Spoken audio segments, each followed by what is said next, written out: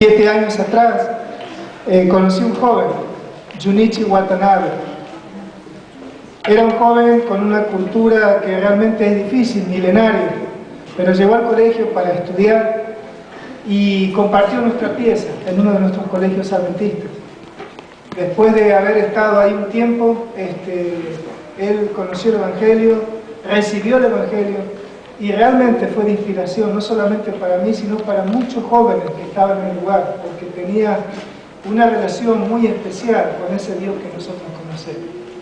En honor a él y también siempre que canto esta canción me acuerdo de él y tengo la esperanza ahora de que cuando regrese a Argentina lo pueda encontrar. Está en Paraguay, en una comunidad japonesa, y mi familia está en Misiones, o sea, muy cerquita de Paraguay. Quizás después de 27, 28 años lo vuelva a encontrar nuevamente. Esta canción, ya después de pedir a Raúl que él ponga la letra, es Wagashu Wagakami. Junichi Watanabe me enseñó a decir Doi Tashmaste, es gracias. Konnichiwa significa gracias y Doi Tashmaste significa de nada y sayonara.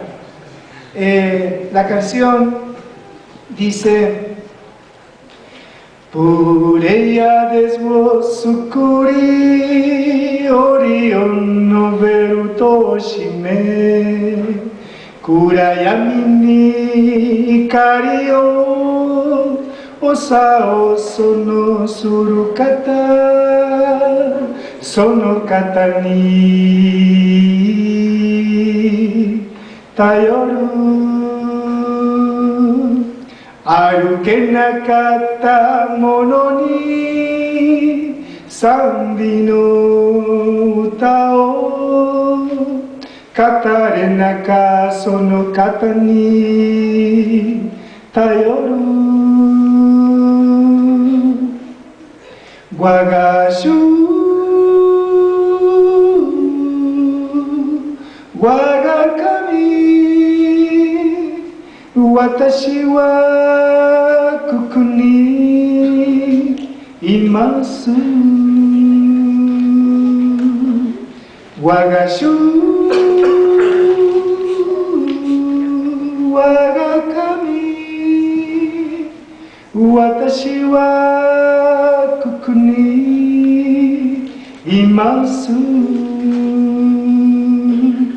Nami to kase wo osame Umi no mote o aruki Mizu o wai ni Watashi wa shi o arau Sono kata ni tayoru Aruke nakata mono ni Sambi no odori o Katare naka sono kata ni tayoru Wagashu Wagakami Watashi wa kuku ni imasu Wagashu Wagakami Watashi wa kuku ni imasu. Amén.